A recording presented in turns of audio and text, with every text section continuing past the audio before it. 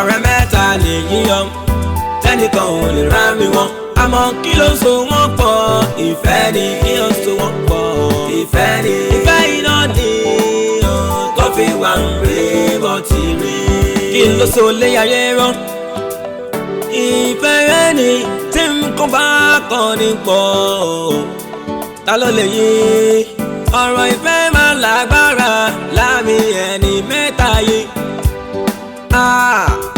Kí la fẹ́ fi ọ̀rọ̀ ìfẹ́ wẹ́ láyé yìí o. Ṣé o ti rẹ̀? Kò rẹ̀ mí o. Kò tiẹ̀ rẹ̀ mí rárá mo gbọ́dọ̀ shed weight di. Mo ṣàṣọ fún mi pé mo lọ pọ́ńtì kan next week. O sọ bẹ́ẹ̀. So mo gbọ́dọ̀ shed weight kí fit aṣọ tí mo fẹ́ wọ̀. Mo rántí last time tí gbogbo yẹn jọ. Kì í ṣe ní tá a bá fẹ́ lálẹ́ nífẹ̀ẹ́ sí ìfẹ́ lọ́lọ́run fi jáde ayé àmọ́ ọ̀rọ̀ ìfẹ́ àwọn mẹ́ta yìí lágbára gidi gan ká máa wòye bọ̀ ọ̀rẹ́ mẹ́ta lè yíyọ tẹ́nìkan ò lè rá mi wọ́n àmọ́ kí ló sọ. Alóore a ti sìn ẹ́ dé estate ìbáyọ̀ káwa padà ló kù báyìí. àbí ẹ̀yin guys nígbà ló ti dà wẹ̀. of course àmọ́ ìlà ń rọ̀ lẹ́nu náà. jẹ́ ká gbéra. báwo bá fẹ́ ní nílé àkìtà bẹ̀rẹ̀ àmọ́ ọ̀rọ̀ yìí. mi ò lè mú mọ́ra mọ́ ó ti sú mi náà ẹ lóka ti táyì mo táyì kí ọmọkùnrin má ti jẹun ní táyì tá a wà yìí mo ti ní ọ́sà mi ò lè parọ́ fún un. baby calm down mo ṣàlè ti bẹ̀ ẹ́ ó lè ti jẹun ọkùnrin ní ẹ̀nà ó yẹ kó látẹnumọ́ ọ̀rọ̀ náà. má sọ fún mi pé mo fẹ́ látẹnumọ́ ọ̀rọ̀ jọ́ torí Ọlọ́run ṣe bí ìyàwó mi ló jẹ́ kí ló kù fún wa lẹ́yìn ká fẹ́ra sílé so tí a bá fẹ́ra sílé náà ṣé irú nǹkan tó ń ṣẹlẹ̀ ló máa ṣẹlẹ̀ lọ mo sọ fún ẹ pé mi ò lè mú mọ́ra báwo ni mo ṣe máa bẹ̀ ẹ́ pé kó o sún jẹ́ fún mi tó máa sọ pé o fẹ́ sáré níbi kan tó bá dé ló máa tó attend sí mi kó wa proper now. ó dà ọkọ mi má bínú I'm sorry má bínú irú òní ṣẹlẹ̀ mọ́ ṣùgbọ́n. jẹ́ kí n sọ nǹkan tó ń ṣe mí gangan fún ẹ àwọn tó ń bá sọ̀rọ̀ tó pè ní ọ̀rẹ́ ẹ̀ tó pè ní àwọn ọ̀rẹ́ àwọn ọkùnrin yẹn mi ò lè mú mọ́ra mọ́ mi ò lè kó pẹ̀lú wọn. Like seriously they are my friends just friends. mo rí i ọ̀rẹ́ lásánlásán ni ìwọ àtàwọn ọkùnrin jọ ń ṣe jọ sọ fún mi eré kí ni ajá ń bẹ́ kò ṣe ọ̀rẹ́ wo ni ìwọ àti àwọn ọkùnrin jọ fẹ́ máa ṣe pọ̀ tí nǹkan mi ò ní wọ̀. babe mo ti sọ fún ẹ several times mo ti sọ fún ẹ pé ọ̀rẹ́ lásánlásán ni èmi àti àwọn boys yẹn jọ ń ṣe àti kékeré la ti ń ṣọ̀rẹ́ wa bọ̀ they're just friends kò sí kankan láàrin wa. ok mo ti gbọ́ owó náà kọ́kọ́ fi sírò ara ẹ̀ wò kó mọ bó ṣe ń rí náà ok ká pé ìwọ gangan lórí mi pẹ̀lú àwọn obìnrin tájọ ń kóra wa kiri kí ló fẹ́ máa fi. no ṣé o trust mi ni torí nǹkan tó ń sọ ọ́ sí kò yé mi ṣé o trust mi ṣé mo ti wùwà ìdá kan sí ẹ rí tí yóò fi lè trust mi láàrin àwọn ọkùnrin ni what are you saying you're hurting my feelings like seriously yes kò dáná mo lè ṣàlàyé fún ẹ pé ọ̀rẹ́ lásán lèmi àtàwọn boys kò sí kankan láàrin wa ó lè tẹnu mo lè tẹnu wọn fẹ́ ni pé oníṣekúṣe ni mí. bébè ó dájú mo kàn tó ṣe mo ti gbọ́ gbogbo nǹkan tó sọ pátápátá alátúnṣe ni a máa ti sáré. àtúnṣe gbọ́ ni. ó yá smile for me now. ó yá máa lọ síbi tó lọ kó tó pẹ́. ṣe ẹjọ́ tó lọ ibi tá à ń lọ wọn kọjú. ẹ ṣáà máa lọ akúkú mọ́rù tí yín àwọn ọkùnrin tó máa ń ṣe kékeré bí tí a mọ́rù mọ́. ẹni ọmọ náà máa ń lọ pàṣẹ fóònù sí i. èmi ò ń láti ká sọ̀rọ̀ ká má bàa bẹ́ẹ̀ rọ. ẹ wo tèmi yé mi tí mo fi ń tẹnu mọ́ abẹ́ta kẹ́ má disappoint tó ṣe bá ti disappoint mi ẹ disappoint ẹ tó mú mi mọ̀ yín nìyẹn. ẹ jẹ́ látẹnumọ́ mo ti gbọ́ máa lẹ̀ sọ bẹ́ẹ̀ ok à ń sọ̀rọ̀ níta ó dáhùn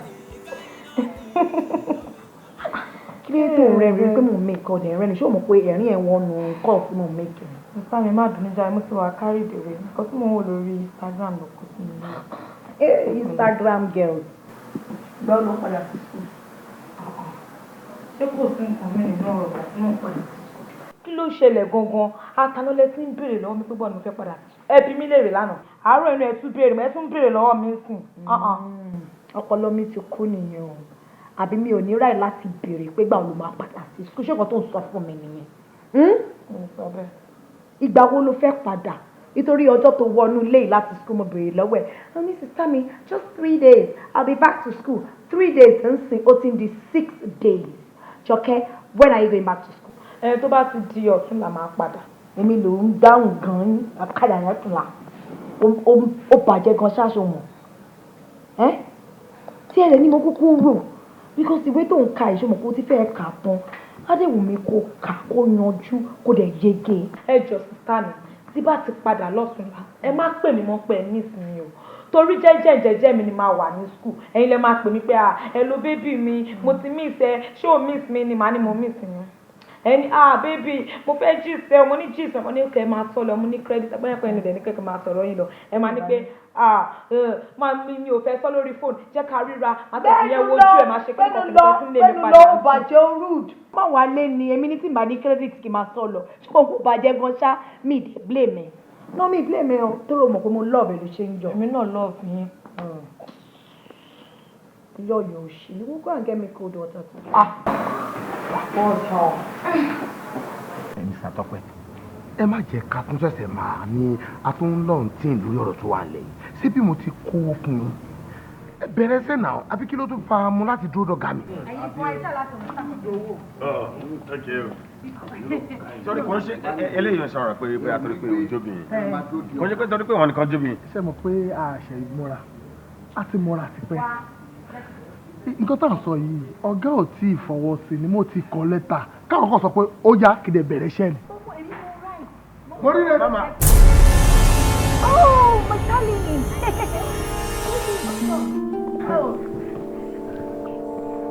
Báwo? Hi. Hello. ẹ káàsán. Àwọn ọ̀rẹ́ mi kí ẹ.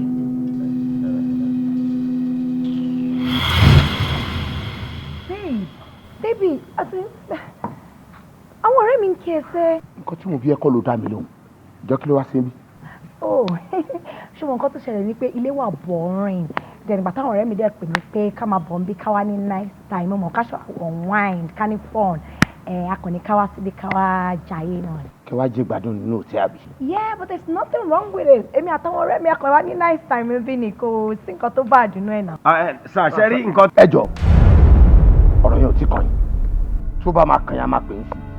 Ẹ gbọ́ wọ inú mọ́tò because èmi àti ẹ̀ ò ní nǹkan tá a fẹ́ sọ ń bí tábàdílé àmà sọ wọnú mọ́tò kò jẹ́ ká máa lọ. Wọ́n ní kò wọ inú mọ́tò lọ. Okay, let me just take it all bye fáwọn ọ̀rẹ́ mi. Mo rí rẹ̀ come back.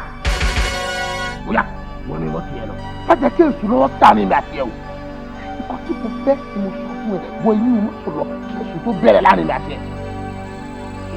Mo ti gbọ́. Mr. Tọ́pẹ́ ẹjọ́ máa rí létà.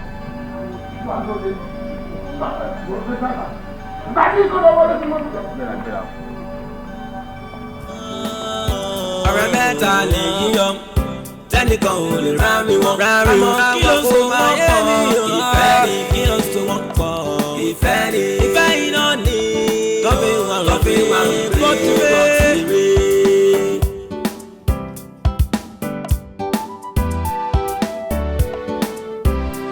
bókùnkùn bá kùn mo mọ inú mi ọ́ lòun mọ tìyín bókùnkùn bá kùn onínú mọ́nú ó dájú ṣáká àmọ́ tábà mi nínú òkùnkùn ṣàlẹ̀ bójijì ẹni ní bẹ́ẹ̀ ni wá rí. ká má kúrò mi láìkí bó ṣe fáwọn ọ̀rẹ́ mi lánàá yìí láìka sí tí ò tó fún mi. Wọ́n tún fi ẹ ṣe lè ṣe bẹ́ẹ̀ ni pé o ò rí wọn rárá. O kàn fi wọ́n pè bí o tiẹ̀ dá wọn lóhùn o tiẹ̀ gbó kí wọ́n wà bẹ́ẹ̀ rárá ní láìkẹ́ ẹ̀ náà. So tí mo fi gé wọn jẹ àbí? Yes. Tí mo fi sáwọn jẹ bí adìyẹ? Dá mi lóhùn. Àbí tí mo fi gbó wọn bí ajá? Àbí tí mo fi ọ̀rọ̀jú mọ́ wọn bí kìnìún? Kí ni mo ṣe tí ò dá? Jẹ́ kí n mọ̀ náà. Babe, o dey calm down. Ìwọ náà wo reaction ẹ̀ ń sìn. Ṣé mo ló gbó mọ́ wọn bí ajá bí mo ní oranjú mọ́ wọn bí kìnìún ni? Mo kàn ní o dá wọn lóhùn ni. Mo dẹ̀ mọ̀ nǹkan tó ń ṣe ẹ́. Owó jíjẹ tó máa ń jẹ iná ni. Because mo mọ̀ pé you are not that kind of a person. You are not a proud person. Ẹni tó nírẹ̀lẹ̀ tó humble ni ẹ́. O dẹ̀ ní gbogbo nǹkan tó ń ṣe yìí Ọlọ́run ò ní ìdè rárá àti rárá ni. Nǹkan tí mi ò bá ní gbà mi ò ní gbà ni. Nǹkan tí mi ò bá dẹ̀ fẹ́ mi ò fẹ́ ní sẹ́. Mo sọ fún ẹ pé ìwà àtàwọn guys yẹn mi ò ní wà òkè tí n bá rí papọ̀.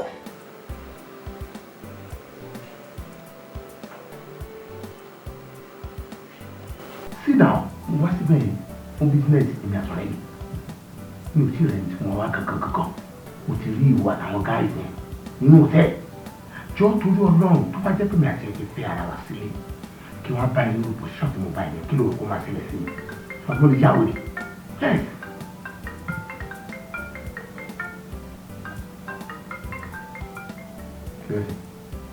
Fẹ́ gbé àmì. Mo fẹ́ bèrè lọ́wọ́ ìpèsè kí n gbé mi.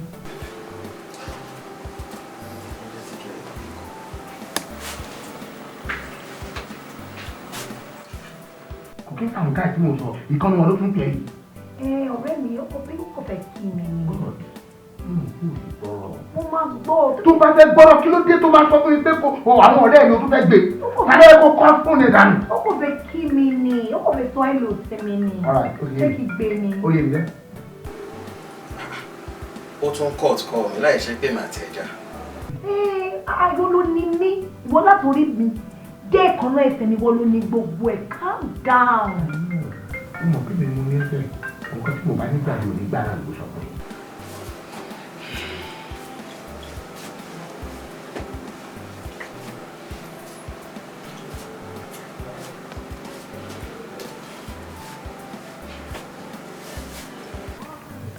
Ẹ̀gbọ́n, everything is sealed. For my own side, mo ti ṣe gbogbo nǹkan tó yẹ kí mi ṣe tó wà necessary. Okay. Ọ̀dọ̀ yín ló kù báyìí. Nǹkan tẹ́yìn kan máa ṣe fún mi pé tí n bá ti wà pẹ̀lú ẹ̀gbọ́n tí n bá ti pè é, ẹ̀yìn kan máa sọ pé yes. But ó mọ ohun tó ṣẹlẹ̀ mi ò bá ní ká jù bọ́ ṣé tí ìwọ bá dé ọ̀dọ̀ wọn tí mo bá ń pè é ṣé kò ní wá obvious? Wọn kò ní wá obvious rárá. Ṣé ti bọ̀? Sorry, John, maybe no done. Hello, rẹ̀ báwo ni? Hello, Akọni. How far now? Oh, okay o. John, báwo ni wà tí ọ̀rẹ́ wa jọ sọ̀rọ̀ last? Mọ́rírì, èmi àti Mọ́rírì sọ̀rọ̀ láàárọ̀ yìí, a sì sọ̀rọ̀ láàárọ̀ yìí. Ṣé kò sí kí ló ṣẹlẹ̀? Well, torí èmi ń try láti pè what on busy call, I don't know why. Alóore ò ní láti stress ara rẹ̀ lórí yẹn, ó yẹ kó mọ̀ kó máa ti wà pẹ̀lú boyfriend ẹ̀ nínú àwọn. Òótọ́ ni ó possible lọ́tọ̀. Anyways, ṣá, a máa ríra later náà. Alright, jẹ́ ká ríra later ìdìde ìṣègbọ́jọ́. Mo yanjú ọ̀rọ̀ ṣẹ́ kan lọ́wọ́. Máa pè é. So, Kálá, ìjọ torí Ọlọ́run fi Ọlọ́run ọba bẹ̀. No, kò sí problem. Má jẹ́ kó yẹ o. Sórí tí n bá rí ìgbà, ó máa pè mí gan. Ó dẹ̀ máa rọ̀wọ́ náà lọ́rùn. Sure. Wà gba ìbọ́dà mi. Deal is deal. Wá ṣe lóyà.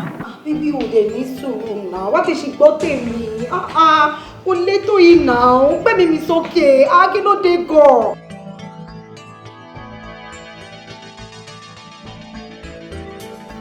Bíbí ò dẹ̀ ní sùúrù náà, ó ṣàtẹ̀ ń bẹ̀ ọ̀rọ̀ yóò tó yìí náà, má jà gba ọ̀rọ̀ ìbẹ̀rẹ̀ ìgbàgbà ọtí. Ó gbé mi sókè, kò lè tó yìí, calm down. Ìwọ ọkọ mi, ojú ló ń kárẹ̀ mọ́ tó fi ń dé fìlà. Tó bá gorí ìtẹ̀ bàbá ẹ̀ ó di dandan kó dáadé. Ṣó nígbà tó ló fẹ́ rí mi tó rí mi ni? Rárá, kúrò dé ni mo ṣàlàyé fún ẹ pé èmi àtàwọn ọ̀rẹ́ mi pé a fẹ́ jáde and I took permission from you. Kò yẹ kó lè tó yín náà, ọmọ ọmọkùnrin ò dẹ̀ ní sùúrù fún mi. Ò dẹ̀ ní sùúrù fún mi, kò lè tó yín náà.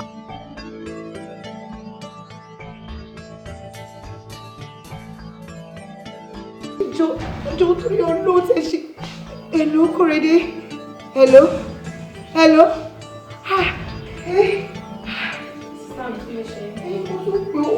Kí ló ń ṣe yín? Mo kàn gbàlùwẹ̀ látòkè. Àgbà mi Kóredé ló fẹ́ pa mí. Ọmọkùnrin yẹn fẹ́ pín mi lẹ́mí nínú ọkọ tí mo rà á gbẹ́. Kí ló lè tó gbogbo ilé ìkan? Mi ì láì kọ́kọ́ ìmá ní understanding. Problem tí mo ní pẹ̀lú Kóredé ni kò ní understanding kan rárá àti rárá. Ọmọdé ara mi máa fi gbogbo ojoojúmọ́ bẹ̀. Ìgbà mo fẹ́ ṣe lé ìgbà ó ti pọ̀jù fún mi náà. Ó ti pọ̀jù fún mi. Màmá fojoojúmọ́ bẹ̀ lórí àwọn ọ̀rẹ́ mi. How many times mo fẹ́ sọ fún Kóredé pé kò sí kankan láàrin mi àtàwọn guys like that, we are just friends. Ó ti sún mi, ṣé ọmọkùnrin fẹ́ pa mí ni? Sista mi, ẹ ṣáà take it easy. Take it easy o. Ẹ wò bọ̀dá yìí láìkí ń lọ fi yín bẹ́ẹ̀ ìtàn pé ìtàn sọ gbogbo ìtàn complain every time. Tí wọ́n bá love yín, wọ́n máa fi yín sílẹ̀ ní wọ́n ti ẹni take it to this length. Èmi mọ̀ pé ẹ lè fa àwọn ọ̀rẹ́ yín sílẹ̀. But at the same time, ẹ rántí pé relationship yín wà very important. Ó wà very important because ẹ̀yin náà ẹ̀ kì í ṣe ọmọ kékeré mọ́ o. Ẹ ní sùúrù, ṣẹ gbọ́, ẹ jọ̀ọ́ ẹ fara yín balẹ̀. Ṣé mo pé iná lè máa sọ fún mi pé kò sí nǹkan tí sùúrù ṣe tí kò kì í jìnnà. Just fẹ́ lọ. don't know what to do. Mo lọ́kọ ni mo lọ́kọ ni. Ẹ pẹ̀lú ìyàwó. Wo ọ̀rẹ́ mi, mo ti ẹ̀ plan kankan lójú.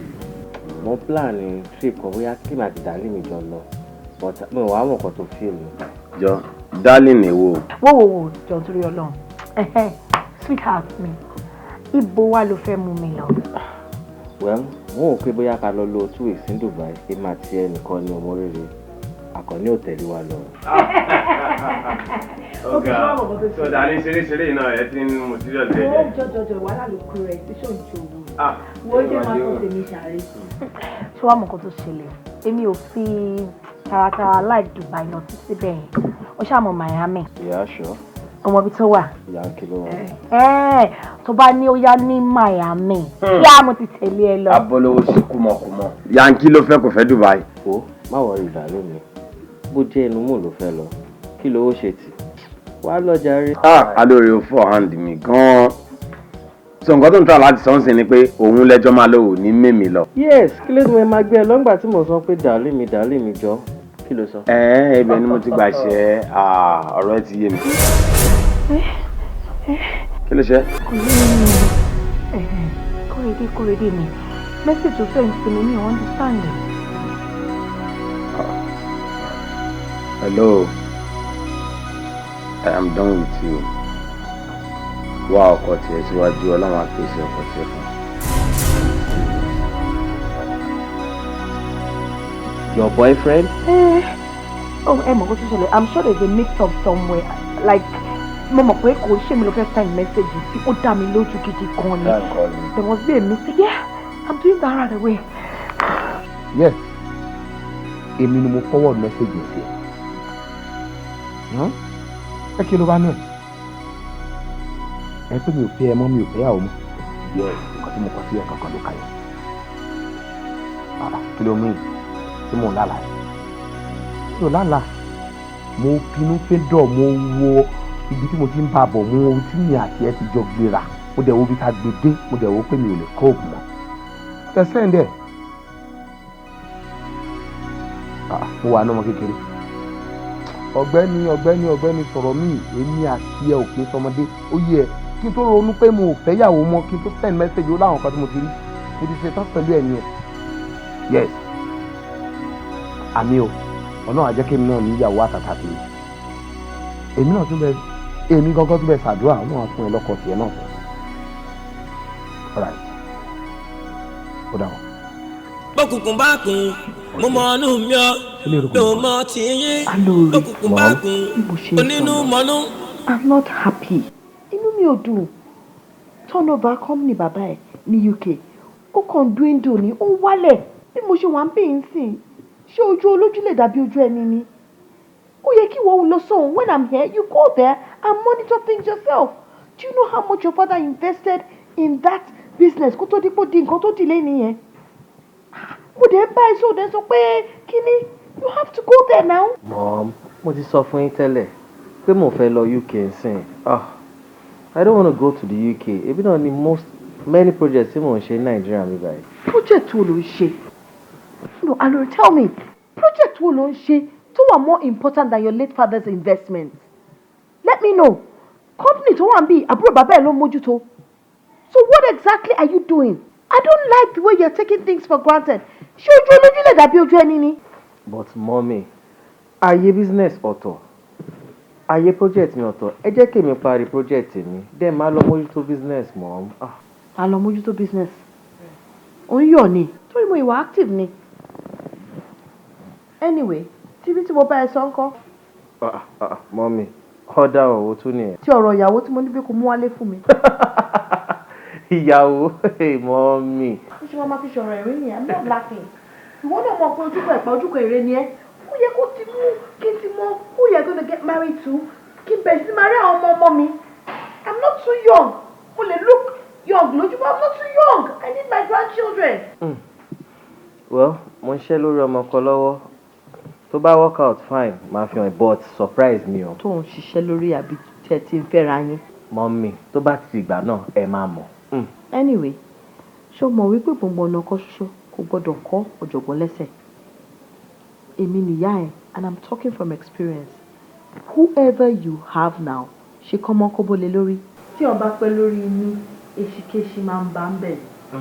Mọ́mí ẹ̀ wò, mo wo zíwọ̀dù ẹ̀jọ̀. Olúwakẹ́mi Sọlá. Yes, really. Sọ àìlọ́jọ́ tèmi. Ipe kò dá kí ẹ máa fi akọ́sákọ́. Torí tó bá lọ fa akọ́sákọ́, ó ṣeé ṣe kó jẹ́ pé akọ náà ló máa padà sí adé orí ọmọ akọ. Sí tòde, mo rí ipò tí mi àti ẹjọ́ wa lọ́jọ́ tòní. Mo ti mọ̀ pé lè rí bẹ́ẹ̀. Interesting. Ṣé ìwọ wẹjú ni? Báwo ló ṣe mọ̀ pé máa padà fẹ́? Kẹ́mi Sọlá. Ilé tán ti bíbí lọ́mọ náà pè mí Àtọ̀mí Olúwa. Sórí ìdílé tiwa, dáàdì tiwa ni wọ́n pè ní Arínúródì olùmọ̀ràn ọkàn. Wo bàbá wa kò wẹ́jú àmọ́ lòun fún ní ìríran tó bá sọ̀rọ̀ dandan kó rí bẹ́ẹ̀. Ẹ̀bùn tí Ọlọ́run fún bàbá wa yìí òun ló ṣe títí dorí àwa tí wọ́n bí lẹ́yìn títí lọ́jọ́ tòní. Sọwárí lára ẹ̀bùn yẹn lèmi náà jogún ẹ̀ tó jẹ́ pé gbogbo nǹkan tí máa fẹ́ sí lọ́jọ́ ọ̀la àtòní ni mo ti máa ń mọ̀ so that mi kì í bẹ́ mi kì í wọ ọgọ́ alágọ̀ mi dẹ̀ kì í wọ ọwọ́ lọ́wọ́ anybody tó bá ṣe nǹkan tó bá wà òkè fíṣàn mi sọ fún mi pé màá ṣe nǹkan tó ju bẹ́ẹ̀ lọ lọ́la torí jẹ́ tí mo kọ́kọ́ fojú mi kàn ẹ́ ẹni tí mo pé ìyàwó mi ni mo fojú kàn ẹ́ àti gbà yẹn ni mo ti bẹ̀rẹ̀ sí ní tẹ̀lé ẹ̀ tọkàn mi ò dẹ̀ kúrò lára ẹ̀ nígbà kankan. Then tó bá rántí ìwọ gangan fi mí sakọ gidi gan o but me mind torí mo mọ̀ pé o ní nǹkan tí mò ń lé nǹkan tó wá lé mi láti jọ́ títí tí ò dákẹ́ tí èmi gangan ò dẹ̀ fi sílẹ̀ mo ní ìwọ Olúwakẹ́mi Sọlá tèmi nìkan tó wá di tèmi lọ́jọ́ tèmi. Thank God èmi gan enjoy ẹ̀ láti ìgbà tó ti wọnú ayé mi my life has changed as in you've changed everything in my life. I appreciate presence. You know what? My darling.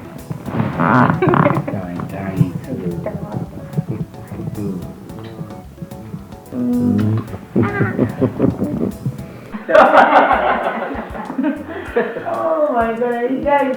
I'm familiar with your Fine. A lè pa ẹlẹ́rìn bọ̀ síbẹ̀síbẹ̀ náà má ti fi ọ̀rọ̀ bò ká ní oríkì lẹ́wà tó jókòó ìfẹ́. Jẹ́ ká mọ̀ náà fine ojú òníra rẹwà kó má kí àti débi àti kí but a ní láti mọ̀ ta ní oríkì lẹ́wà. Okay, ẹ jẹ́ kí n tú yín sílẹ̀ ẹ wojú ẹ̀ dáadáa ẹ wo dáadáa o ẹ tẹ́jú mọ́ dáadáa ṣé ó jọ àbúrò mi tàbí ó jọ ẹni kájọ ń gbé ládùúgbò. Mi mọ bóyá rí lọ́dọ̀ rẹ tèmi o bọ́ lójú èmi o tẹ́mi ṣiṣẹ́ ń wo yìí tí ọba yìí ti fẹnu ara ẹ̀ náà ń bẹ̀ mi ní mọ̀ bóyá ṣàbúrò ẹni àbí area sister so please tell us. má ro lọ́bẹ̀ rárá o anyway tẹ́ bá fẹ́ gbọ́ ìtàkùn tó so gbá òun ló ṣe elégédé èyí tó túmọ̀ sí wípé bẹ́ẹ̀ ṣe ń wò lórí ìjókòó ọmọ ìyá mi ọmọ bàbá mi àbúrò mi gidi gangan ẹ̀jẹ̀ mi lẹ́ ń wò yẹn. Wow. Tó ẹ̀ tó bóyá èyí ò lójú sí àti kẹ́ báyìí tètè nǹkan. Ṣé jọkẹ́jọkẹ́ tí wọ́n sọ fún ẹ bá bóyá tó wà ní òun ní náà. Oh, this is Joke. Hello, Joke. How are you? Well, nice to meet you, Joke. Same here. Well, first of all, introduction. Orúkọ tèmi ni Alóore. Èmi dẹ̀ ni Ọlọ́run jogún fún this your beautiful, cute, sweetest sister called Morire. Darling mi nìyẹn ọkọ àǹtí mi ẹ̀rà. Fine, Joke. Bó tiẹ̀ jẹ́ pé o bèrè orúkọ tèmi bọ̀ èmi ò kí máa ń dọ̀lẹ́ èmi máa sọ orúkọ tèmi fún mi. Orúkọ mi ni Àkànní. Tí àwọn ẹlòmíì bá fẹ́ pè mí, wọ́n máa ń pè mí ní Aigbe. Akọni Adé. Orúkọ tèmi ni Adéjọkẹ́. Adéjọkẹ́. Ẹ wo gbogbo ètò ẹ̀yìn sọ ẹ kò dé báyìí ló jẹ́ pẹ̀lú. Ọ̀rẹ́ ohun tí lọ́ọ̀rẹ́ bí ó ti sọ tẹ́lẹ̀ fún òun ò lóúnjẹ ńlé jẹ́ kọ́kọ́ gbé drink jáde ká mọ sí náà. bí Jọkẹ́ ṣe wà yẹn she's a very good cook so tó bá wọ kitchen á lè ti arrange kan fẹ́ máa jẹ ẹ̀yìn ọ̀ṣẹ́ problem. ẹ wo sísá mi ọkọ àkọni àti ọkọ kìíní ẹ má bínú èmi ò mọ oúnjẹ ń sè o mi ò lè dáná rẹ̀ ní bí mo ṣe wà lé. Jọjọ́ pa á jù. ọ̀rẹ́ mẹ́ta lè yíyan tẹ́nìkan ò lè rá mi wọ́n àmọ́ kí ló so wọ́n pọ̀ ìfẹ́ ni kí ló so wọ́n pọ̀ ìfẹ́ ni ìfẹ́ iná ni ọ̀tọ̀. ẹ ká sọ̀tọ̀.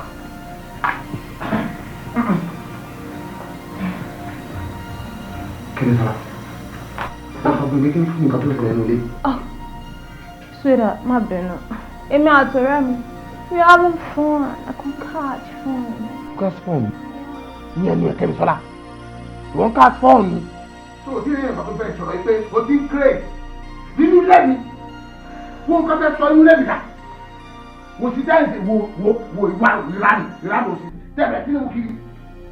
tó bá fẹ́ catch fun jọ ò lè lọ sí tree àbí kó lọ sí megazine àbí kó lọ sí tantalizer àbí kó gba ọ̀nà ní tàbí kó gbà lọ kó lọ jókòó àti big girl inú ilé ló yẹ kó máa sọ sí mọ́ra nù kó máa mọ́tí kó máa mú sìgá sọ fún mi ìyàwó ní. Ẹ má bínú sá. èyí sùtọ. wá ló kí ló bí yó oníṣẹ́ orí ẹ̀rọ bá ti bẹ̀rẹ̀ o wọ́n ṣépè fún ẹni wọ́n kọ́ ẹni lẹ́nu jọ torí ọlọ́run sọ lóbi sá tó bá lóbi tó rí ẹ pé sẹ́kọ̀ọ́ yẹ kó bá eléyìí sọ̀rọ̀ pé ìyàwó tó bá fẹ́ pẹ́ nílé ọkọ kò kí ń wà tó wù yìí so wá sọ fún ọtí ẹ ẹjọ́ ń sọ sí mọ́ra nù ẹ̀ ń tẹ́kọ̀ ẹ̀ mú sìgá. You're embarrassing me. Let me want to be. Embarrass me now. Shut up! Yahweh, don't say that. I love you. Jọ, èmi jẹ́ kó sọ níbi alábàárà nílé. Mi jẹ́ ìjà kó sọ níbi oníkọ̀yà. By the way, kí ni gate man ṣe fún ẹ tó fi làkúmọ́ lórí? New dancing. We're in Baba now. Shut up. Can you imagine? Ọ̀rẹ́. See your life. Jọ. Mo fi Ọlọ́run bá bẹ̀. Ogun ọtí mo kó kalẹ̀ owó ni mo fi rà. Wọ́n á fẹ́ sága o lè bọ́ síbi. Tó bá ṣubú lẹ̀ tó bá forí la gíláàsì àmà bí ẹ dìde. Tó bá dẹ̀ kú síbẹ̀ o gbàgbẹ́ lọ́nà nìyẹn. Simple. Whatever. Okay. Should I imagine? Bastard yẹn ọ̀rẹ́ mi wọlé. My friend came in here, yeah. Fún Akimi. One fast down. I'm fun. Oh, one song come out wọlé. Is it mad? Ṣé o lórí lẹ́yìn ni? This is my fucking house, man. Mo treat fuck up ẹ̀. Mi ti ẹ̀ pa náà. Kẹ́misọ́lá, o tún ìfọkàn ọmọ ọlọ́mọ ló ṣe láìpọ̀ mọ́ ní orí. Jọ torí Ọlọ́run bó ṣe làgùn mọ́ lórí yẹn tó bá gbàbẹ̀ kún kọ́. Ta ló fẹ́ dáhùn sí lọ́nù? Ó ṣàyẹ pé tó bá wọlé fíìmù àti sinimá tó bá ń wo fíìmù lọ tó bá ti rí tán kọ the end túmọ̀ sí pé eré ti tán nìyẹn. Ìtumọ̀ ẹ̀ ni pé nǹkan tó wà láàrin mi àti ẹ̀ ó ti hẹ́n ìdàtẹ́nu nínú. Síra, sílé fi lélẹ̀ yìí. Wàá wò forever. Síra, káàṣà ọmọ ayé làájà rẹ̀. How fun! I'm boiling my mind. ọ̀rẹ́ mẹ́ta lè yíyan tẹ́nìkan ò lè rá mi wọ́n àmọ́ kí ló so wọ́n pọ̀. Mo ṣàtẹnumọ́ pé o ní surprise fún mi. Kí ni surprise fún mi fún mi? O ti ń sáré ju ẹṣin lọ. I told you pé mo ní surprise fún ẹ but má rush me na at least just calm down. No problem, mo ti wà calm. Kò sí wàhálà. Anyways, just hold on, okay? Let me call my mom. Mom! Mommy, where are you?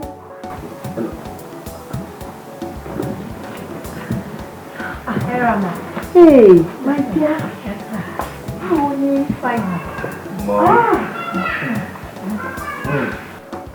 Hello, my dear. Yes, kí lorúkọ o? Moríire lorúkọ mi. Wow! Moríire, a beautiful name for a beautiful lady like this. Thank you, ma. You are also very beautiful. Oh, thank you, my love. Báwo ni? But mom, mi ò tí ṣe introduction now. Ẹ dẹ̀ ti sáré béèrè orúkọ ọmọ ọlọ́mọ. Oh, need that ṣe introduction kí n tó appreciate the work of God. When I see a beautiful woman, I should compliment her. Well, actually, mom, ṣé o rántí ọ̀rọ̀ kan tẹ́ bá mi sọ sometimes ago nípa pé kí n mú. Mo rántí ọkọ mi, mo rántí dáadáa. Mọ́mì, nǹkan tẹ́ ń bá mi sọ yẹn òun rèé. Yes, mom. Ayé mi lẹ́rìn yẹn. Ìdùnnú mi lẹ́rìn yẹn. Mommy, after you, she's next. Èmi nìkan tán. Ẹlẹ́dàá mi ò ṣe. Èèyàn kúkú ni kò sùn. pẹ̀lẹ́ ọkọ mi. Ṣé gan ni ẹ kò tọ́jú mi? Ọlọ́run á nífẹ̀ẹ́ òun. Àmọ́ ìyá mi, mo rí irun tó ń pẹ́ lẹ́ẹ̀kan àbí. Ṣé kò jẹ́ bí bóyá òun tọ̀ wá? Ṣé o fẹ́ fẹ́ ọmọ mi lóòótọ́ lóòótọ́? No! I mean no! Ẹ̀gbọ́n mọ́mì, má kí ló dé? Ẹ̀wọ̀n máa mi ò mọ kankan pa nǹkan tí Alóore ń sọ̀rọ̀ wọn. Bẹ́ẹ̀ ni màá mi ò ń ṣe ìyàwó àfẹ́sọ́nà ẹ̀ rárá àti rárá. Alóore bá ṣe é má bínú sí i. Ẹ ṣe fún olóṣìṣẹ́ ilé mọ́ mi. A ní mi ò fọmọ yín mi ò ṣe ìyàwó àfẹ́sọ́nà ẹ̀ kò sí kankan tó jọ fífẹ́ láàrin mi àti mo ń sọ̀rọ̀ látẹ̀ẹ̀kọ́. But baby, kí ló fẹ́ ṣọ́ àti so fine. The question is she will be. Please, you my embarrassing much when here. Eh? Give me a favor, honey. But, baby, now, I used to call you darling, and you call me honey. So, tell me about Ferrari. Darling, I think she really ma ko ti ko to job fẹ́ láàrin mi àti ẹ̀. I don't have anything to do with him. Ebi o ṣe ìyàwó àkókò mi. Please go embarrass me while you more. Not be just like me, like you. Just like you marry me. O dey embarrass me so much. Hey, mommy, let's go to the room. No, I'm not doing it. I'll have to go now. I have to go. I'm not doing it. Put on. Mori. Kí la fẹ́ fi ọ̀rọ̀ ìfẹ́ wẹ́ láyé yìí o? Kì í ṣe ní tá a bá fẹ́ lálẹ́ nífẹ̀ẹ́ sí. Ìfẹ́ lọ lọ́rùn fi. Mori, seriously, kò yẹ kó ṣe nǹkan tó ṣe yẹn. O ní ìdẹ̀ náà, o really hurt feelings bọ̀bọ̀ yìí gan pẹ̀lú nǹkan tó ṣe yẹn. Akọni, kí ló mean by ọ̀rọ̀ tó ń sọ yìí? Nǹkan tẹ́mi ṣe fún Alóore ò dáa. What do you mean by that? Lẹ́yìn tó lọ ń polongo mi, tó ń palanti àmì tí mi ò mọ̀ kọ́kọ́ sí. Can you imagine tí o toast mi tẹ́lẹ̀ tí o bá mi sọ̀rọ̀ ọ̀fẹ́ rárá? Ó bá gbé mi délé, ó bá lọ introduce mi sí yẹ as his wife to be. No, tell me, who does that? Who does that? At least aṣọ ti ọ̀rọ̀ ló ń jẹ́ kí n ní àná náà. Ọkọ Akànnì. Ṣé rí nǹkan tí ọkọ Alóore ṣe? Wọ́n really fuck up gidi gan. Though mo feel fún wọn o, but ọkùnrin ni wọ́n náà come on. Ó yẹ kó lọ bá wọn kọ́ ni mo fẹ́ fẹ́ o, jẹ́ ká máa fẹ́ra wa. Sọ fún wọn pé ẹ fẹ́ wọn, ẹ kàn gún wọn lọ sọ́dọ̀ ìyá wọn báyìí. Ẹ wá ní pé ẹ miss ìyàwó mi girlfriend sí mo. No. Wọ́n ṣe bẹ́ẹ̀ yẹn ń ṣe. So mi ò blame àǹtí mi o. Àwọn gan ló fuck up. Jọkẹ́, ìwọ tó yẹ pé ìwọ ló tún máa ń dọ́gbọ́n bá ń tẹ̀ sọ, ìwọ náà tún ń dọ́gbọ́n support àǹtí ẹ̀. Okay, fine. Mo rí i jẹ́ ká gbà pé bọ̀bọ̀ yìí ti fuck up. Èmi believe pé kíní ìyàwó nǹkan tó ṣì lè ṣe tó pọ̀ wà níjọ́ yẹn. Yàtọ̀ sí ìtò ṣe yẹn, ó ṣì lè dọ́gbọ́n pretend na fine, ó ti fuck up nìyẹn, ó ṣe nǹkan tó yẹ kó ṣe. Ìwọ tí ẹ ṣì lè dọ́gbọ́n act pẹ̀lú ẹ̀ ká fi kúrò mẹ́dẹ̀ later wá dẹ̀ bá wí. Ó mọ̀ pé mọ́mísí ẹ̀ tó ṣe wà yẹn, òun nìkan ṣo ni wọ́n bí. Àwọn òbí tán bá dẹ̀ lówó bẹ́ẹ̀ tán bá ti bímọ ọkùnrin kan ṣo tó jẹ́ ọ̀kan láwọn. Nǹkan tó máa expect náà ni pé kọ́mọ wọn tètè mú ìyàwó wá. Because ó máa fẹ́ rọ́mọ ọmọ wọn. Kí ló rí tí mo ṣe máa pretend irú ẹ̀? Tell me. Nígbà tó ṣe pé bí ó ti fọ̀rọ̀ lọ mí tẹ́lẹ̀tẹ́lẹ̀. Kí ló kàn mí pé ìyá ẹ̀ ń wá ọmọ, ìyá ẹ̀ ń wá yàwó kó kàn mí náà? Àti pé tí bá go along pẹ̀lú ẹ̀, that means I'm a pretend, I'm a hypocrite and I don't lie. I cannot be a party to that. Mi ò lè ṣe, mo sorry gan. Alright, kò sí wàhálà since tí o gbà tèmi ní ti gbà tẹ́ bọ́. Ṣé o lè ṣe nǹkan kan fún mi? Ṣé o lè try láti bá mi pe Alóore? Just try and call him, kò kọ̀ try láti calm me down cause inú ẹ̀ ò dùn láti jọ́ àbí kò kọ̀ send message sí. Like you're joking, right? I'm not joking, I'm serious. No, you can't be serious. Oh, le serious Akànnì. Kẹ́mi pe Alóore kí bẹ̀. Jọ̀ọ́ torí Ọlọ́run, ṣé mo ṣẹ̀ ni? Ṣé mo ṣẹ̀ ni? Òun gangan ló yẹ kó pè mí kó bẹ̀ mí. Let's assume pé mo fẹ́ pè gan, mo kàn fẹ́ kí gẹ́gẹ́ bí ọ̀rẹ́ ìtajọ jẹ́ ni. But mi ò lè pe kí bẹ̀ torí mi ò ṣẹ̀. Ọkọ Akànnì ẹ fọ́ ni o. Ẹjọ́ náà pọ̀ ti fún yín lówó. Wọ́n ti fún yín ní kọ̀ọ̀kan kó tó yẹ tẹ́yìn inside wọn ni because kò yé mi. Kọ́ àǹtí mi lọ máa pè wọ́n, kọ́ lọ máa pè wọ́n pé àjọ ṣé mo fẹ́ fẹ́ nàbí kò yé mi. Ẹ wo àǹtí mi ẹ kàn máa lọ. Alright, kò sí wàhálà ìjà wà lọ. Èmi tí ìwọ bá gbọ́ tèmi mi ti gbọ́. Gbọ́ àwọn ìtòrò jẹ́wọ́ ni o, tó dọ̀dọ̀ mọ̀ pọ̀ lọ́rọ̀ lèmi àtẹni mo ṣe ibi wá lísìn sí nǹkan tó gbọ́. Kálẹ̀ lómi lọ́wọ́ bá mi sọ nǹkan tó bá mi sọ, mi ní tí èkó Ó dájú ṣáká àwọn tábà mi nínú òkùnkùn ṣàlẹ̀ bójijì ẹni ni. Bẹ́ẹ̀ ni wá rí àkájọ kíyèsí ọ́. Ká má bá bọ̀ òwe ọ̀rẹ́ mẹ́ta lè yí ọ. Mom, Tẹ́nìkan ò lè rà. ṣé wàá ń bẹ̀ látẹ̀kọ́? Mo wà lẹ́yìn and I've been here for quite some time. I understand how you are feeling. But Alóore, ó surprise me o. Ṣé kò yẹ kí ìwọ àti obìnrin kẹ́ ní agreement? At least a ti jẹ́ ní o kó tó dípò mú wálé wá bá mi. Mom, ẹ ti mọ̀ pé láti kékeré mi mo ti mọ bó ṣe ń bọ́ obìnrin sọ̀rọ̀. Come off that, please. Níbo ni mo ti rí ọmọ tó ní complex? I don't have a son that has a complex. Listen, your father, Baba, confidence ló fi wá bá mi tó dé ask me out. Tèmi àti ẹ̀ dẹ̀ di ẹni tó yẹ pé a fẹ́ra ká fi bí ẹ. So where is that coming from? But mom, that's my dad. This is me, mom. This is me. Ọmọ tá à ń sọ yìí, she's beautiful, mom. Torí ẹ náà làyà mi ṣe ń já láti bá a sọ̀rọ̀. I know she's beautiful. Okay, let's do something. I know that you like her very much. Yes, mom, I really do. And I like her too.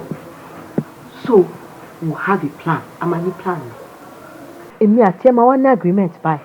Wàá lọ toast ọmọ yẹn. Wàá mú wálé wá bá mi.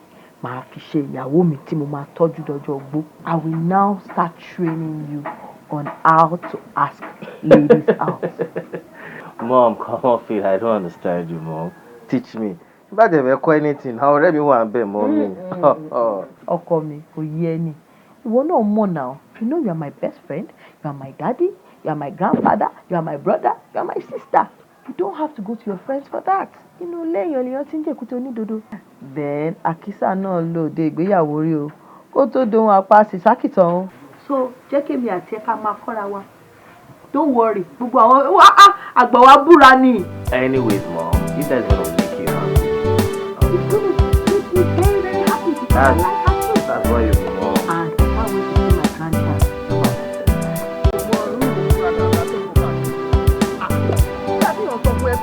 Gẹ́gẹ́ bí olólùfẹ́ wọ́n rẹ̀ lòun rí a ìwọ náà dẹ̀ tẹ̀síwájú kó wá ẹni tó rí ẹ gẹ́gẹ́ bí olólùfẹ́ lọ fine boy yẹn náà kò dẹ̀ wá bẹ́ẹ̀ sínú ronú unnecessarily ó ń dọ̀lẹ́ o mi láìkẹ́ ẹjọ́ tó lọ lọ́rọ̀ yóò yé mi bí o bẹ́ bèrè fún ọlọ́rẹ̀ ṣé torí kó sọ fún òun rí ẹ gẹ́gẹ́ bí ọ̀rẹ́ òun rí ẹ gẹ́gẹ́ bí olólùfẹ́ ló ṣe ronú báyìí ṣé ló ṣe ronú báyìí ó ń bójú mi jẹ gan ó ń fọ̀ hàn mi gan. ẹ̀yin guys kò lè yé yín bọ̀ ó yí akọni. Akọni wọ́n fẹ́ kọ́ bọ́dì wọ́n ló yí ẹ.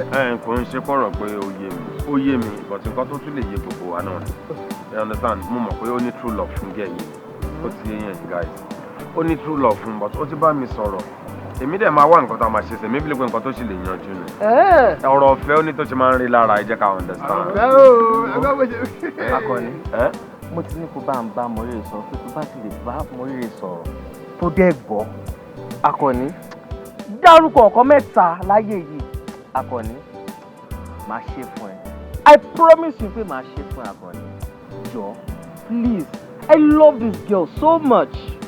Jọ Akọni please. ọ̀rẹ́ mi má stress ara rẹ̀ kì í sábẹ̀ bá sọ̀rọ̀ àbí. Akọni please I love this girl so much. Ìfẹ́ dáadáa lélẹ̀. Ọ̀dẹ́ ni bàbá yìí. Ọ̀rọ̀ ìfẹ́ fẹ́ dáadáa lélẹ̀. Rádìrádì. Akọni please bá mi bẹ̀. Akọni. ọ̀rẹ́ ọmọ orí ìṣẹ̀lẹ̀ máa lọ sí ẹ̀ àmàríra. Ẹ̀yin náà lọ́wọ́ o tún rẹ́rìn. Akọni I love you. Sílẹ̀ sílẹ̀. Nǹkan mẹ́ta. Nǹkan mẹ́ta. Tó bá ní 3 things wọ́n lè jẹ́ bí. Ṣé mi like àwọn nǹkan tẹ́ máa ń ṣe bẹ́ẹ̀ náà lẹ́ ń fi bọ̀bọ́ yẹn ṣe ẹ̀yẹ lẹ́ẹ̀kan yẹn náà ṣé ẹ̀yin ẹ̀ fall in love rí ni. Fall in love mo fall in love yìí bó ṣe mọ̀ pé ó ṣe fall in love yẹn níṣẹ́ ló dàbí pé ọ̀dẹ̀ tó sọ pé ìfẹ́ bí ẹ bá ó yẹ kó máa ní kòkòrò ìfẹ́ mi. Oh my God. Ẹ má máa ṣe bẹ́ẹ̀ yẹn kò make sense. Ṣé ẹ dúró Akọni dúró on a serious note now ṣé lóòótọ́ ni mo bá gẹ̀ yẹn sọ̀rọ̀ tó dẹ̀ máa gbọ́ tó máa gbà. Of course kí ló wà ń bẹ mo máa bá yanjú ọ̀rọ̀ yẹn náà ó love gẹ̀ yẹn. Ibi tá à ń lọ gógógógó ló ń lọ yẹn yẹ tó bá yẹ kó sọ pé òun ní bàbá sọ̀rọ̀ ni màá ní bàbá mú yẹn mú ẹlẹ́ẹ̀kejì wá rè tó bá jẹ́ pé o máa bá sọ̀rọ̀ for real ó dẹ̀ máa gbọ́ ó dẹ̀ gbà lásán bí òbọ̀ yẹn ṣe promise pẹ̀lẹ́nu lásán dẹ̀ mú bàbá mú ẹlẹ́ẹ̀kejì yẹn. Of course gbogbo nǹkan tó sọ pé òun máa ṣe ló lè ṣe náà ṣé ti gbàgbé pé alóore ni mọ̀ tí alóore lówó lọ́wọ́ náà big boy lálóore náà kò sí nǹkan tá alóore fẹ́ promise kí o lè ṣe. ṣé wo wo gìgírí sẹ́yìn ẹsẹ̀ bó ṣe ń lọ yẹn tó ń lọ yẹn tó ń lọ yẹn ó rí pé ọ̀dàlẹ̀ ló wà lẹ́yìn ẹsẹ̀. Ṣẹ́gun ìjọba wọn ìfàṣẹ́gun ní ẹ̀ òun ní kò tí wọ́n rí bẹ́ẹ̀ bó lójú inú ni Sherry, you guys, Sherry, seriously, mo kì í understand yín. Báwo lẹ ṣe máa sọ pé alóore ọ̀dàlẹ̀? Kò sí nǹkan tá alóore fẹ́ promise mi tí ó lè ṣe. Nǹkan tèmi mọ̀ tó dá mi lójú nìyẹn. Mo jẹ́ sọ pé tí n bá fẹ́ nu gómìn fún ẹ jẹ, o lè má jẹ. Irọ́. We are two. Tí a bá fi ẹnu gé obì fún jẹ, ó dà bá fẹ́ nu gómìn fún ẹ jẹ, ọmọ òde lè jẹ. Ṣùgbọ́n tá a bá sọ̀rọ̀ fún ẹ, má sọ pé ó gbà. Ṣóré bọ̀bọ̀ tó ń wo yẹn, ọ̀dàlẹ̀ ayé ni. Tí wọ́n bá fẹ́ gba ìkókó ìṣọ̀dàlẹ̀, simple thing. For some to gbogbo promise to make yẹn, tó ń sọ fún ẹ pé wọ́n á ṣe nǹkan mẹ́ta fún ẹ, wọ́n ṣàṣe báyẹn. Ẹnu fẹ́ búra. Ẹ kò múlẹ̀. Tẹ bá ti múlẹ̀, ó tán case close. Wá wo bí à ń ṣe ká o. Akọ tata advice ni o. Torí orílẹ̀-èdè àti tẹ̀lé ẹja, ó jà oúnjẹ. Ẹni tó ń sọ̀rọ̀ fẹ́ gbogbo yẹn sọ̀rọ̀ báyìí. Ọ̀dàlẹ̀ ni mo ní tó ń sọ̀rọ̀. Ìṣòro, ìfara, ìfòrò. Alábòsí lẹ́yìn. Ibo ló ti rí wò nílẹ̀? Ṣé ni mo ṣàlàyé fún ẹ náà? Bàbá ló gbé fún mi, wọ́n dẹ̀ ti sọ fún mi bá ṣe máa ṣe lórí ọ̀rọ̀ múlẹ̀ wa náà nínú. Bọ̀ nǹkan kan wá wà tí bàbá ní tí n bá tún ti débi kí n tẹ̀ mọ́ ilé tí o. Ọ̀rẹ́, wọ́n ní kí n jẹ́ kó mọ̀ pé kíní yìí kò rò dáadáa kó tó ṣe o. Nítorí pé kíní ìmùlẹ̀ tó gbé fún mi tá a bá ti jọ ṣe àdéhùn tó bá ṣe tó bá yẹ. Bàbá jẹ́ kí n understand pé ikú ni o. Ikú ọ̀rẹ́ ṣé ní ìlú mọ̀ mi ni? Àti kékeré la ti ń bọ̀ rẹ̀ wà bọ̀. Ṣé màá promise ẹ̀ ní màá dẹ̀ fi? Ọ̀rẹ́ mo ṣì wà lórí ẹ̀ pé béèrè nǹkan mẹ́ta ṣẹ́ lọ́wọ́ mi èmi alóore máa ṣe fún ẹsẹ̀. Ọ̀rẹ́ ìwọ ṣáà bá mi bá mọ́rí rẹ̀ sọ̀rọ̀ kó dé ayé àti fún.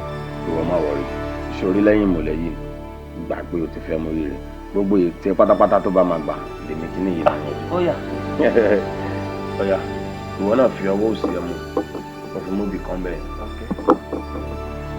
Gbogbo nǹkan tó máa ti ń sọ báyìí kò máa sọ tẹ̀lé mi.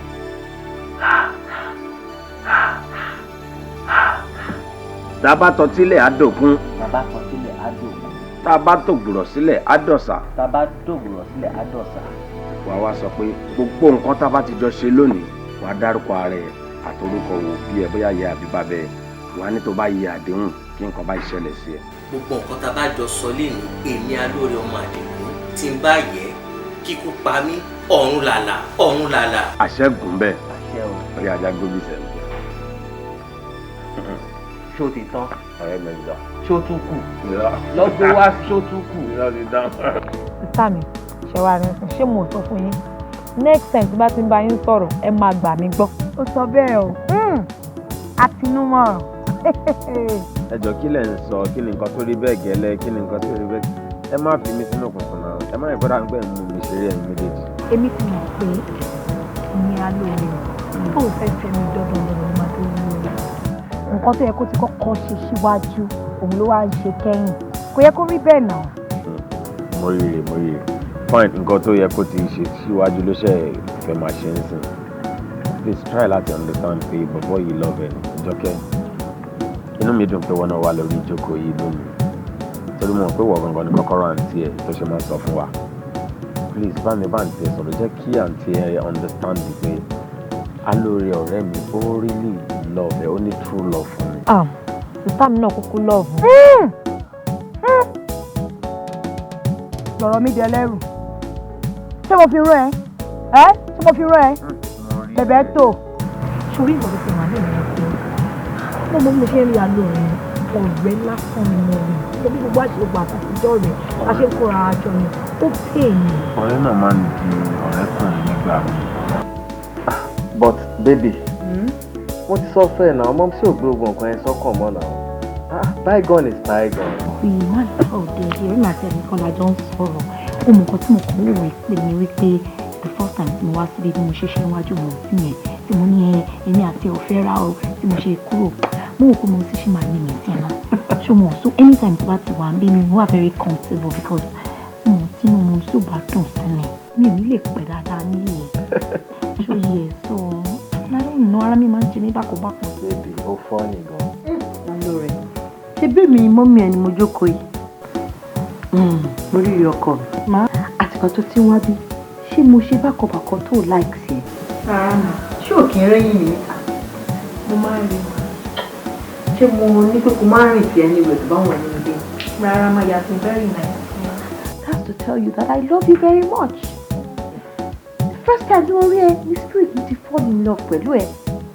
And to crown it all, it won't no more mommy do. And whatever brings him joy brings me joy too. So I don't have anything, any animosity against it at all. And as per what to say the other time here, if you don't do it, then it is assumed that you're not a decent woman. So you should even have more respect for me. But I can hear anything against it. Lie. I love you like my daughter. It is the making you love me here. When you're there, the making you look me. I'm gonna cry. Come on. Thank you, mommy. Thank you.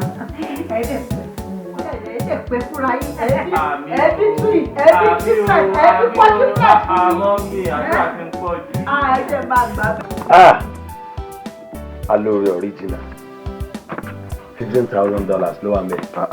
$50,000 náà. Ká sọ̀rọ̀ ká wá bẹ̀ iye ọmọlúwàbí ni. Mo appreciate it. Ọ̀rẹ́ ṣebí wọ́n ló ń dá ọ̀sìn mi. Adéhùn làdéhùn náà ọ̀rẹ́. Ṣé mo ti promise ẹ rí tí mi ò ṣe rí? Kò ń ṣe pé bẹ́ẹ̀ náà understand. O ṣe mọ̀ pé ní irú situation báyìí tí a bá múlẹ̀ ò ní lè jíjà dáadáa. O understand torí tọ́wọ́ ẹ bá ti lè tẹ nǹkan tó ń wá tán. Àti sanwó yẹn lè fẹ́ nira bákan ló jẹ́ kí n fi múlẹ̀ sí o. Ṣé èmi tí mo ti mọ̀ pa múlẹ̀ ṣé màá fi ṣiṣẹ́ mu gàrí ni? Ó ti yẹ. Tó bá ti ṣọ́hùn yẹn gbogbo ẹ̀ at least wàá rí $5 million. Of course èmi náà mọ̀ pé $5 million ló máa tó tí n bá ṣe má wàá gbàgbé ó sì kù àdéhùn méjì nínú mẹ́ta tá a ṣe o. Ọ̀rẹ́ mi o fẹ́ márùn-ún máa ṣe fún. Ọ̀rẹ́ mi. Of course ìwọ náà ló máa drop mi. Ọmọ jẹ́rí Ọlọ́run lè kí ọmọ dúpẹ́ lọ́wọ́ ẹ̀ bàbá ló ń ṣe ohun gbogbo ìgbà kan là ń mánéèjì ìgbà tó Ọlọ́run dẹ̀ tún ní káwa náà lè máa tọwọ́ bá kó dáadáa yìí Ọlọ́run náà la máa dúpẹ́ fún. Bàdí mo fresh o gbogbo pínkì ṣe bóyá ń jáde lórí mo sọ fún yín sórí nígbà tí mo rí ẹ ni mo túmọ̀ owó àṣé tí èèyàn bá lówó lọ́wọ́ ọkàn ẹ̀ máa ń balẹ̀ ó máa ń fresh yàtọ̀. Ó ti yí ẹ. Bàdí mi mo kó ẹ jẹ ọ̀rẹ́ mi ó lọ́ọ́ ló pe tiẹ̀ bẹ́ẹ̀ tí a máa dúpọ̀ ní Ọlọ́run. Ẹ̀yin guys ẹ̀ ń ṣèyàn o àṣebáyé ṣe rí nì ẹ̀yẹ ọ̀sán fẹ́ yẹ kókò ń bọ̀ náà tó ibi ilẹ̀ ìwà tẹ̀tí ṣayé tẹ̀ sọ fún wa kó dáa. Ibi ìbàyẹ̀ ni àwọn kan ń ṣayé tiwa ni àti pé àsìkò recession tàwa yìí ìyẹn gbọ́dọ̀ fi ronú pa rẹ̀ èèyàn gbọ́dọ̀ pave fúnra ẹ̀ kó máa jayé kó máa rẹ́ni ni láì ṣe bẹ́ẹ̀ olùyà abẹ́ sódò. Akọni mo ti pè ó gbé kọ́ ọ̀nà. Ó pè mí kẹ́. Mo ní kúkú náà ríngì torí mo ní kó ti yóò mo ṣe sọ fún ẹ. Máa gbọ́ ìwọ náà máa gbọ́ nǹkan tó ń sọ ó lóun rí pé fóònù mi rìn gbòòrò mo ti yọjọ ọtí mélòó láti mo ti wáyé wàá rẹ̀ sọ fún mi. Ẹ wá ìfẹ́ yín máa lágbára o ọ̀rẹ́ mi ìwọ ló gbé báàgì ni. Bá máa ṣe rí nìyẹn o. Ẹgbẹ́ jẹ́ kí n béèrè ọkùnrin mélòó ló ta sí nígbà tẹ́ ń bọ̀ nítorí mo mọ̀ pé mo máa ta sí ẹ bó ṣe bá gbé báàgì dání yẹn. Ọgùnkùn pọ̀ bó ti fẹ́ ti jọ orí mi. Kò tiẹ̀ kàn wọ́n ayé ń ṣerú ẹ̀ ayé wa là ń ṣe jọ. Ẹ jókòó náà àbí báwo tẹ́lẹ̀ wà lórí ìdúró yìí. Bébì wọ́n dúró jẹ́ kí mi bẹ́ẹ̀ gbé sí. All right, darling.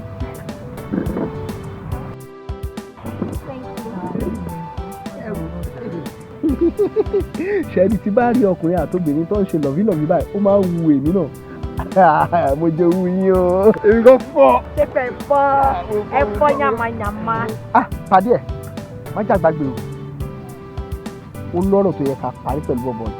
Ọ̀rẹ́ òótọ́ ni ọ̀rọ̀ ajé sọ. Ó gbàgbé ni. Ọ̀rọ̀ sọ ti mọ̀. Èmi ìrántí ìbọn yín lẹ́wọ̀n mọ́ra. Anyway guys ẹ má bínú pa fẹ́ fi ilẹ̀ àmọ́ ọ̀sẹ̀ àkọ́fẹ́ sọ̀rọ̀ bẹ́ẹ̀ ni. Ṣé àwọn káyìn méjèèjì ń sìn lẹ̀pọ̀ lẹ́wà? Ẹ jẹ́ ká mẹ́tẹ̀ẹ̀ta náà. Ó ti yé yín. Ẹ máa ṣe tí yín. A máa ṣe tí wá. Ẹ ṣe fàájì yìí. Kò sí wàhálà. Kí ló fẹ́ mọ̀? Kí ni wọ́n fi?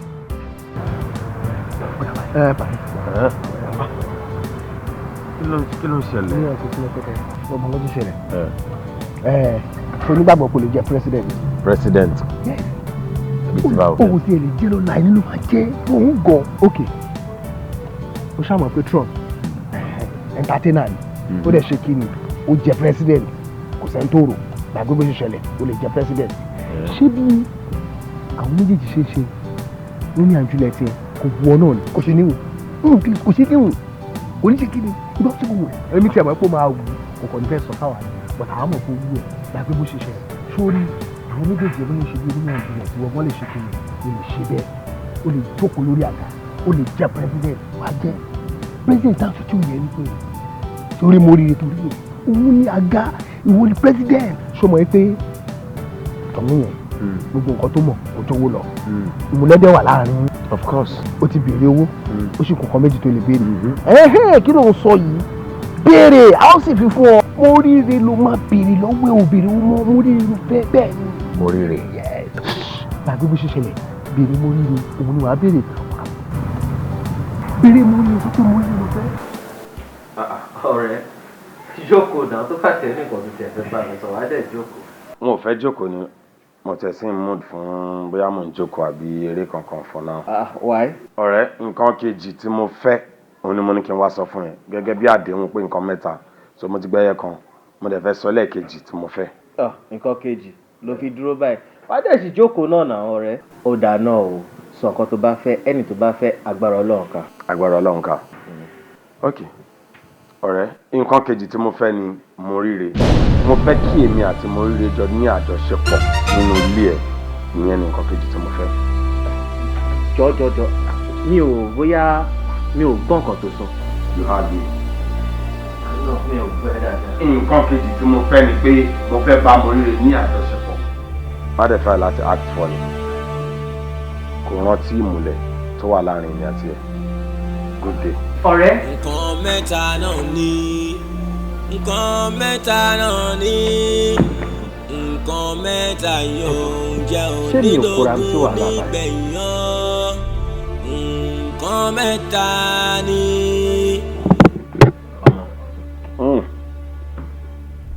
ọmọ nǹkan tí mo notice lára mo rí lónìí ọtí ti tètè wọ́ọ̀rì ẹ̀ náà ọtí òkè máa ń ṣàkíyè báyìí tẹ́lẹ̀ náà kí wàá ló ṣẹlẹ̀ sí ẹ lónìí. èmi ìkọ́ wà bẹ́ẹ̀ ni Ọlọ́run fẹ́ yé mi gan.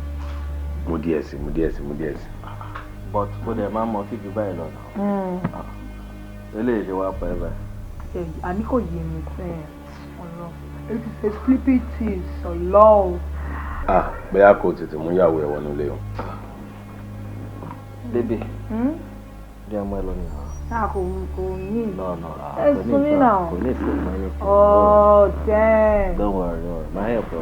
mo ní láti parí ọtí. no. akọni. yes.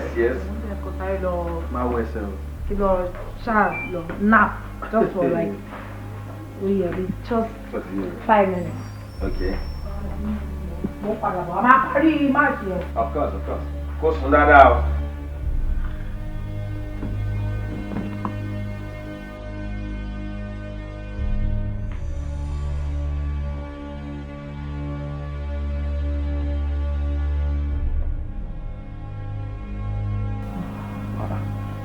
Baby,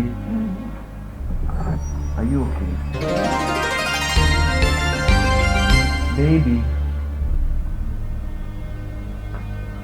Baby.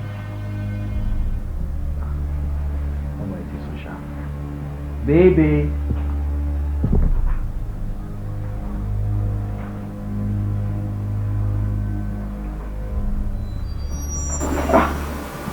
Oh, alright, Papa.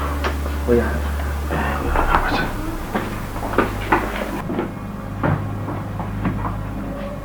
Wow.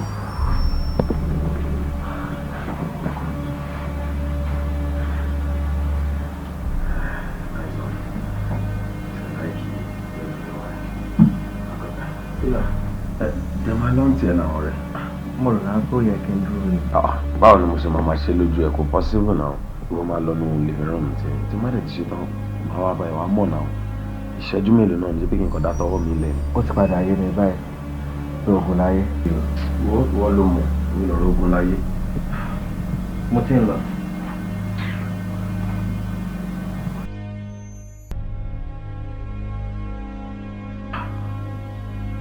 Irú ìgbésí ayé wo nílé? Irú wàhálà ọmọ kóra mi sí i.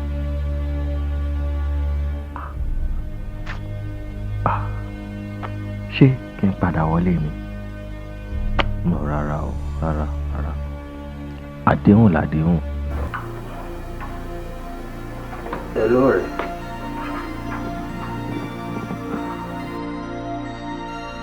Yes, mo wà o.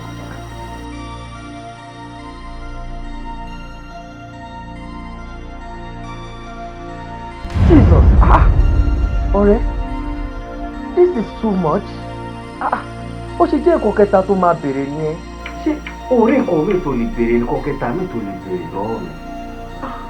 Wo ọ̀rẹ́ jọ, can't you look for another thing? Béèrè nǹkan mi náà, nǹkan mi wà tó tún lè béèrè lọ́wọ́ mi ọ̀rẹ́. Ó máa cut kan. Ṣé mi wàá kóra mi sí wàhálà báyìí? Baby. Dear. Kí ló dé, kí ló ṣẹlẹ̀? Mo ń gbọ́ tó ń wájú lórí fóònù pé ṣé nǹkan kẹta tó fẹ́ ni kò lè possible or something like that. Kí ni nǹkan kẹta tí ìwà tènìyàn yẹn jọ wájú lé lórí? Ṣé o gbọ́ mi ní bébì? Ṣé bí yàrá bíbá ni mo wà? Mo gbọ́ ọgbọ̀n nǹkan tó ń sọ lórí fóònù náà. So o mean pé ohùn mi lọ sókè? Babe, ibi tí mo wà ní gbogbo nǹkan tó ń sọ lórí fóònù ni mo gbọ́. And you were standing so angry, like you were arguing with someone. So kí ni nǹkan náà? Ọmọ kan bébì, ìwọ má worry, wọnú yàrá, màá bẹ̀. Alore, don't tell me that. And it's been ìgbà mélòó tèmi àti ẹ ti jíjọ ń fẹ́ra wa. I know you to a very good extent. Mo mọ̀ pé there is something bothering you. And today you could confide in me, at least any kejì ẹni mo jẹ́. Alábàárò ẹ ló yẹ kí jẹ́ lẹ́yìn mọ̀mísí ò dẹ̀ sí nílé, so you can always talk to me, baby. Kí ló ṣẹlẹ̀? Baby, there is nothing. Kò sí nǹkan kan tó ṣẹlẹ̀. Oh no, don't give me that. Talk to me now. Ṣé a fẹ́ máa fi nǹkan pamọ́ fúnra wa ni? You promised me pé o lè fi anything pamọ́ fún mi. Talk to me, baby. What is wrong with you? Baby, you're just going. Just tell me. Kí ló ṣẹlẹ̀? Ọ̀dà, wá. Olọ́wọ́ mi ló wà. Bẹ́ẹ̀ni. Kí wá ní nǹkan náà tó lè wà lọ́wọ́ mi tó máa béèrè lọ́wọ́ mi tí mi ò ní ṣe fún ẹ? Anything, just ask me. I'm ready to do it for you. Actually, ó ní àwọn issues kan tó crop up pẹ̀lú èmi àti mọ̀mísí. So, àwọn issues yẹn dẹ̀ lágbára díẹ̀. Mo kàn wò ó pé bóyá wàá lọ lò bí 2 weeks lọ́dọ̀ Àkànní, because issue yẹn mo ní frustration tó jẹ́ pé tí màá tí mọ̀mísí bá máa settle ẹ̀, ó máa wà ń bẹ̀. Èmi ò dẹ̀ ní fẹ́ kó padà lọ sọ́dọ̀ tiẹ̀, because ó máa wà very very stressful fún ẹ. So that is why mo ṣe ní kó kì bóyá kó lọ sọ́dọ̀ Àkànní. And also, ó ní àwọn nǹkan àṣírí bí àṣírí kan tó wà láàrin mi àti Àkànní tí màá dẹ̀ tó màá máa break ẹ̀ fún ẹ later. So yeah, please baby, please, can you do that for me? Ṣé pé kí lọ sí ọ̀dọ̀ Àkànní kí lọ ló 2 weeks? Ìyẹn ò le náà, àti pé gẹ́gẹ́ bó ṣe sọ, Àkànní ò ń ṣe àjèjì sí mi. But nǹkan tí mo kàn fẹ́ mọ̀ dájú ni wípé ṣé kìí ṣe pé bóyá mọ́mì complain nípa mi àbí bóyá mo ṣẹ̀ wọ́n àbí. Rárá o, mo sì kẹ́.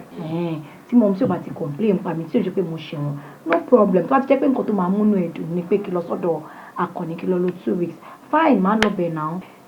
But ó láwọn nǹkan àṣírí kan tó wà láàrin wa àti ẹ̀ tó máa ṣàlàyé fún mi later. Wo baby, má fi mí sínú òkùnkùn. Nǹkan tó bá wà ń bẹ pátápátá ni kò ṣàlàyé fún mi ṣùgbọ́n. Baby, mo ti sọ fún ẹ tẹ́lẹ̀ pé màá máa ṣàlàyé fún ẹ later. Èyí tó ṣe kókó bẹ́ẹ̀ ni pé kò ṣáà bá mi lọ sọ́dọ̀ Àkànní. Okay, alright, mo ti gbọ́. So ṣé favour tó kàn fẹ́ béèrè lọ́wọ́ mi nìyẹn tó wá ń stress ààrẹ? Yes baby. Tó wá ń find it difficult láti béèrè lọ́wọ́ mi yóò lè. Tó bá ti jẹ́ pé nǹkan tó máa múnú ẹ̀ dùn ni, of course I will do it. You do it for me? Of course. Thank you baby. Thank you so much. Mo gbàdúrà pé kọ́lọ́n kó máa dùn ẹ́ nínú lọ. Baby wo owó nǹkan tó máa dùn ẹ́ nínú ló máa dùn ẹ́ nínú ni. Ọlọ́run á tún àtún àwọn méjèèjì. That's why I love you too, darling. Ọ̀rẹ́ báwo ni? Mo wá jáde. Kí ló ń ṣe ẹ́ pé o dọ́ọ̀lù bákanbákan? Jọ, mo rí nǹkan. Mo rí wà nílé.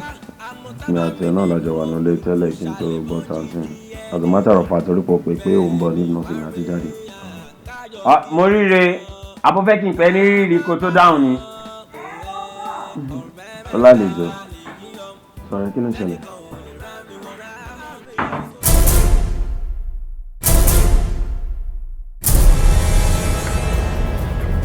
Alori, how are you? Sure, okay. Mo wà. Sure, kò wà okay. Kí ló tó ń gbọ́ lọ́rùn tó ń gbọ́ lórí báyìí? Ó ṣọ̀pọ̀ wà ọ̀rẹ́. Ọ̀rẹ́ mi, wo ó dà pé màá rẹ̀ rí ta. Ṣé mo ṣe dé bí ń sìn? Ṣé mo ṣe dé bí ń sìn? Mo ṣe dé bí ìgbà fún ìwọ. Mo wà okay náà rẹ̀. Ṣé bẹ́ẹ̀ wọnú ara mi ni kí ló happen sí ẹ? ọ̀rẹ́ ẹnu ibi tó gbà wọlé lélẹ́yìn náà ó kùn tó bá yẹ kó ti ń lọ. Ṣé tó ń ṣe báyìí náà? Ayé tó wọ òkè ṣá. What's the meaning of this? Kí ló dé tó ń ṣe báyìí? Mom, ẹ kú lé wa. ọkọ mi báwo ni. àbúrò orí kan ti sáìn ní ìbọn yìí wọn. society wa náà ti ń change nìyẹn. I think impact into the lives of our upcoming year. That's very good. Alore. Mom. Kí ló dé? Kí ló ṣẹlẹ̀? Kí ló ṣe? Mom, I'm okay, Mom. Are you sure? Yes, Mom. Ṣé notice anything unusual about me? Mo ti bẹ̀sẹ̀ láti ọ̀rọ̀ dáhùn náà. Kí ló ṣe? I'm okay. Okay o.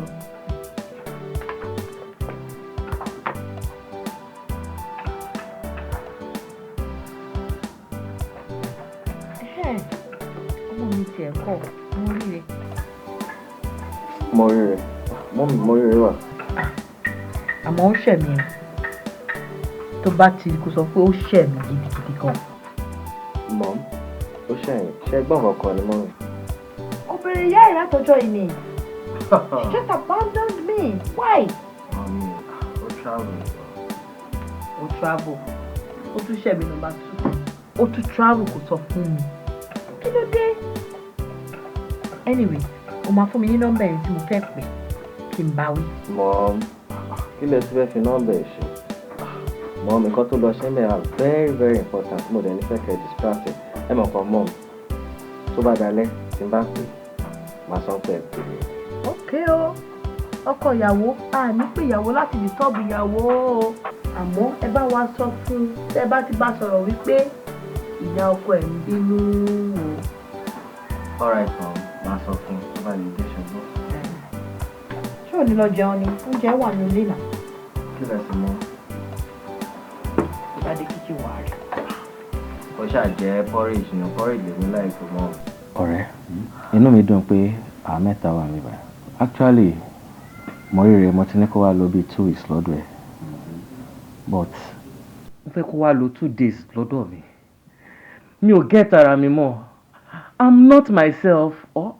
Morire, ṣé o miss me ni? Don't you have a bit of feelings for me? Just shut up. Ìwọ, Alore. Èèyàn burúkú ni ẹ o. Àṣẹ ìka èèyàn ni ẹ. Àṣẹ ọkọ̀ dáwọ́ èèyàn bóra. Ẹranko lásán ni ẹ. Ìwọ. So you can treat me the way you're treating me, eh? Fọlí gbogbo ìfẹ́ tí mo ní sẹ́ so you can treat me the way you're treating me, eh? Gbogbo nǹkan tó wà láàrin ìwọ àti Àkànní pátápátá ló ti ṣàlàyé fún mi. Gbogbo plan tó àṣẹ game lẹ́ ń play. Àṣẹ game lẹ́ ń play wá parọ́ fún mi. Gbogbo bó ṣe sọ fún pé ò nífẹ̀ẹ́ tèmi o. Pé tó bá ti lò mí tọ́jú ló máa dà mí nù bí omi ìṣanwó kó máa kàn do away with me just like that. Gbogbo ẹ̀ pátápátá ló ti ṣàlàyé fún mi. Ìwọ ọwọ́ àpárọ̀ pé mi pé ẹ kémi máa ti wá sọ́dọ̀ ẹ o nítorí lọ́wọ́ tí mo ti fẹ́ bẹ́ẹ̀ sọ kémi máa bọ̀ ń bí because ó ní nǹkan tó wà láàrin ẹ̀yin méjèèjì kí ṣe kí wọ́n bá nu Àkànní for 2 weeks you were lying to me ẹlẹ́dàá mi máa dà fún ẹ orí máa fìyà jẹ bó ṣe wà yìí ó ń ṣèyàn rárá ó ń ṣèyàn rárá. Ọ̀rẹ́ èmi mo ní choice mo ní láti sọ everything fún mo ti jẹ́ kí o understand gbogbo nǹkan tó ṣẹlẹ̀ pátápátá gbogbo tó ṣe ṣàlàyé fún mi tó sọ pé ò ní nǹkan kan fi ṣe pé tí wọ́n bá ti rí nǹkan tó fẹ́ rí wàá ti sí mi kémi náà ṣe tèmi mo dẹ̀ sọ pé ọmọ yóò ti sáàbùrú nǹkan bẹ́ẹ̀ yẹn ó ní yẹ kájọ máa gbé sí àwọn kájọ máa ṣe mo dẹ̀ sọ pé I don't do that. Èmi Àkànní when how nígbà wo. gbogbo ẹni mo ti sọ fún mi ní tẹ́lẹ̀. o sọ mi dàṣẹ wo ní tó bá ti lọ mí tọ́wọ́ àti mi bá kọ́ ni. of course nǹkan tó sọ fún mi nìyẹn. nǹkan tó bá ti lo èmi tọ́wọ́ àti ṣé wàá gbọ́ òun mo ti dúpẹ́ lọ́wọ́ Ọlọ́run pé ibi rere ló tì mí sí. tó tẹ̀lé ní tí ló bá bí mi jù tó bá máa fi di next month èmi àti Àkànní àṣẹ wedding Yes, a ṣe wedding. I'm ready. Ó máa ṣojú ayé kò ní ṣe yẹn. I'm ready. Bẹ́ẹ̀ni, because wo o ti gbé oúnjẹ fún ológbò oúnjẹ alẹ́ o ti gbé fún ológbò jẹ. Ológbò rẹ̀ wú kọ́kọ́ tù síta. Bẹ́ẹ̀ni mo sọ fún ẹ. Ó ta jẹ́gbẹ́ mi. Kò sọ́nà bẹ́ẹ̀ ní ti tọ́jú bá gbé mi ó gbé mi nìyẹn. Akọni. Yes, kí ló ṣẹlẹ̀? Ìwọ. Kí ló ṣẹlẹ̀? Bìtẹ́yà ni. Bìtẹ́yà ni ta kí ló sọ́nà? Ṣé tó ń kọ́ mọ́ mi fẹ́ sọ̀rọ̀? Kí ló fẹ́ ṣe? Kí ló fẹ́ ṣe? Kí ló fẹ́ ṣe? Ó tún ẹ̀. Ó ṣàmì lẹ́nu. Get out! Get out! Get out! Of course! Get out of here! Liar! Liar! Bókùnkùn bá kùn mo mọ ọnù mi ọ mi ò mọ tìyín bókùnkùn bá kùn onínú mọ́nú ó dájú ṣáká àmọ́ tábà mi nínú òkùnkùn ṣàlẹ̀ bójijì ẹni ní bẹ́ẹ̀ ni wá rí àkájọ kí n sí ọ kí n ló so lé ayé rán ìfẹ́ rẹ ni tí n kò bá kàn ní pọ̀ ta ló lè yí kí la fẹ́ fi ọ̀rọ̀ ìfẹ́ wẹ́ láyé yìí o kì í ṣe ní tá a bá fẹ́ lálẹ́ nífẹ̀ẹ́ sí. No. Kí ló dé? Please. Oh my God. Please believe me. Please, jọ̀ọ́ torí Ọlọ́run, jọ̀ọ́ torí Ọlọ́run. You won't die. You won't die. No. Oh, Nico. You won't die. You don't have to die. Ọkùnrin dáadáa ni ẹ́. Ó dẹ̀ ní kú.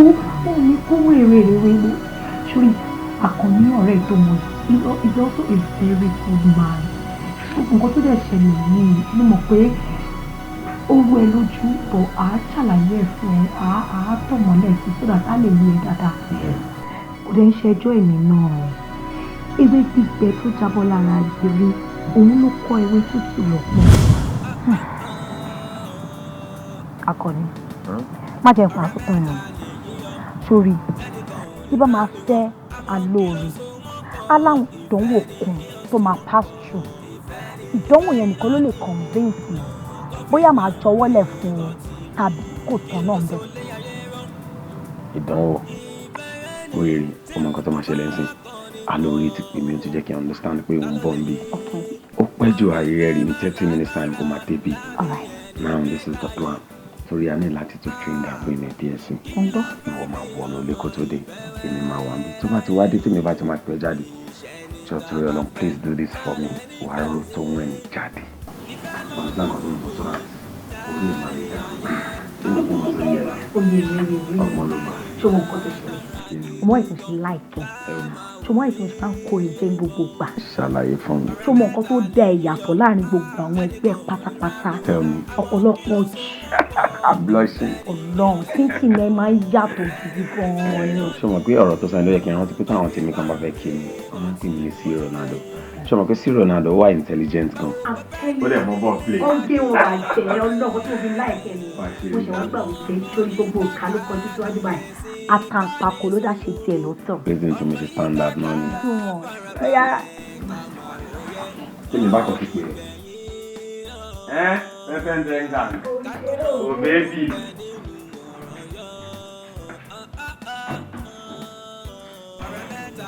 Àkànní ṣé wọn pé seriously ìgbà tó ní àti ẹbí side ṣe ká máa finger brain àmì ṣé wọn pé mo agree àti pé mo dẹ̀ ń gbádùn ẹ̀ lọ.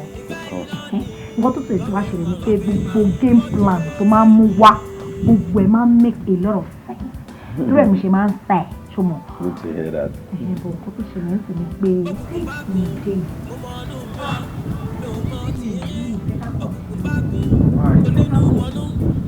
Because àti bá ṣe ń ṣe yẹn bá ṣe ń ṣe é ní ìfẹ́ bọ̀ bóyá fún ga sí lọ́kàn mi. So I just want us to stop. A ní láti stop ní stage tàdé yìí. Eléyìí tí mo sọ fún ẹ pé ká ṣe ìjẹ́ ká ṣe bọ́ọ̀rẹ́ mi ni fine ó lè máa dàbí pé à ń hot feelings ẹ̀ but please tó bá padà mọ̀ pé nǹkan tá à ń ṣe pé torí tòun náà ni òun náà máa appreciate ẹ̀ ìwọ ló jẹ́ kí n mọ̀ pé o fẹ́ mọ̀ bóyá bọ̀bọ̀ yìí ní ìfẹ́ òtítọ́ sí ẹ. Yeah, but ọ̀nà tá a lè gbé gbà nìyẹn náà try láti understand ọ̀rẹ́ mi ni èmi lèmi lọ sọ́yọ̀ tí mo tọ̀yọ̀ bọ̀ èmi ni mo rí inú tí mo rí ta kò sí nǹkan kan tó máa ṣe náà èmi ni wọ́n mọ̀ tá a ṣe lè ṣe tó fi jẹ́ pé wà á tiẹ̀ máa gbé pẹ́pẹ́pẹ́. please. Okay, fine. Mo máa gbà tọ́dọ̀ tiẹ̀ ń sìn torí wọ́n máa gbà tọ́dọ̀ mi. So please, ṣe nǹkan yẹn kan ṣe fún mi. Let's go for this last one, please. Ṣùgbọ́n fún sára tiẹ̀ náà ni. Last one tó ní ká ṣe yìí ó máa le o. Kò sí nǹkan kan tó fẹ́ lé ń bẹ̀. Ká pa dúró rọ́bẹ̀ yẹn. Kí lè wúlò fún wa ní ẹnu àwájú? Gbogbo ilé ìtẹ́mi ń ṣe yín sí tó bá di pé ọkọ ọmọ ju aya tán aláìlọ mi máa padà yọ̀bà náà ni. Come on. Difficult. But this is too much for me. Take it easy. But Akoni, mo rántí tíjọ́ sí tó ní o fẹ́. Sórí ara nǹkan tá a ṣe sọ pé àwọn nǹkan pọ̀ tí o understand tá a máa ní láti tàn mọ́lẹ̀ sí fún yín. Tíjọ́ yẹn tó ń sọ yẹn pátápátá. As a matter of fact, gbogbo nǹkan pátápátá tó bá ti rí tó ṣẹlẹ̀ lẹ́nu ìrìn àjò yìí, it is just a game. Kò sí nǹkan kan tó serious níbẹ̀. Game?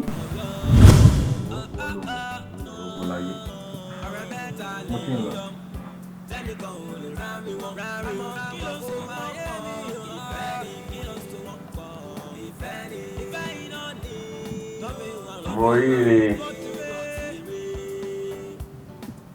Ìdíjàre. No, bàbá kí wà ní ọ̀rọ̀ ìṣá, bàbá gé flag tó bad ní ẹ̀ṣá. Àwọn iṣẹ́ tí mo kọ́ nìyẹn. Lójú ààrẹ ń tí ó ti drug ènìyàn. Ṣé wàá rí nǹkan tó máa ṣe? Máa ń ká pariwo because of possible kó wà lẹ́nu mi.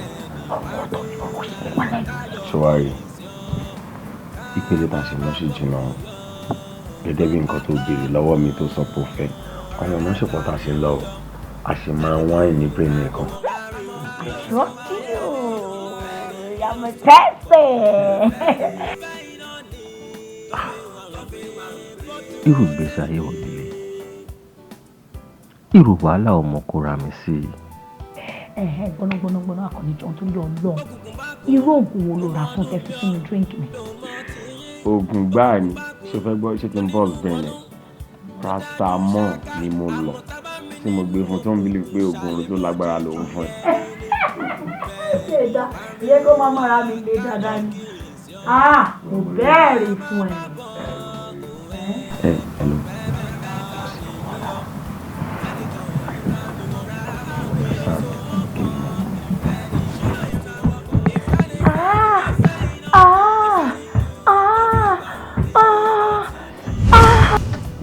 Ẹ ti fẹ́ dórí mi rú. It's too much for me. I know, and I'm sorry about the whole thing. Ó yé mi, and I'm sorry. Nígbà tá a kàn ní wá bá mi tó ní ẹ pé o nífẹ̀ẹ́ mi pé kémi àti ẹ̀jì tó máa fẹ́ra. Mo ní láti jókòó. Mo jókòó mo rò based on my past experience pẹ̀lú àwọn ọkùnrin. Mo ní láti wò wípé nǹkan tí mo fẹ́ ṣe ṣé nǹkan tó máa pay mi ni. Ṣé nǹkan tó jẹ́ pé tí bá torí bọ̀ ṣé mi ò ní regret ẹ̀yìn àti pé ó mọ ẹni tí mo ti ń bá ṣọ̀rẹ́ mú òkú tọ́rọ̀ ọ̀fẹ́ bá lọ bọ̀ tí a bá lọ jà ó ṣeé ṣe ká lose friendship yẹn in fact kò ń ṣe ó ṣeé ṣe kọ́ ó ti di dandan ká lose friendship and I don't want to lose your friendship bí mo ṣe ṣàfọ̀rọ̀ lọ Àkànní nìyẹn bá ṣe decide láti plan gbogbo nǹkan tá a plan láti test ẹ̀ láti mọ̀ dájúdájú wípé bóyá lóòótọ́ ló nífẹ̀ẹ́ mi tọkàn.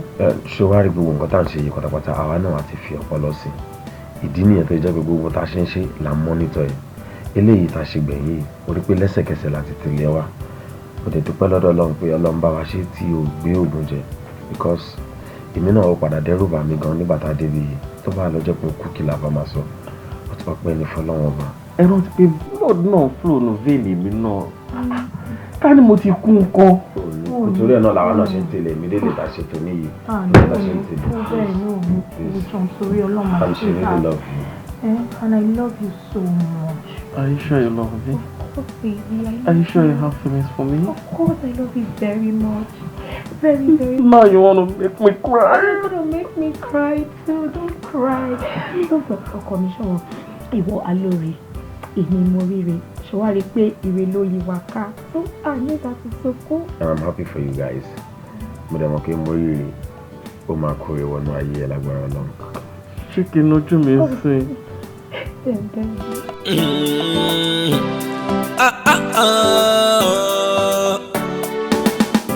ọ̀rẹ́ mẹ́ta lè yíyan tẹ́nìkan ò lè rá mi wọ́n àmọ́ kí ló so wọ́n pọ̀ ìfẹ́ ni kí ló so wọ́n pọ̀ ìfẹ́ ni ìfẹ́ iná ni tó fi wà ń rí bọ́ ti rí kí ló so lé ayé rán ìfẹ́ yẹn ni tí n kò bá kàn ní pọ̀ ta ló lè yí ọ̀rọ̀ ìfẹ́ máa lágbára láàmì ẹni mẹ́ta yìí.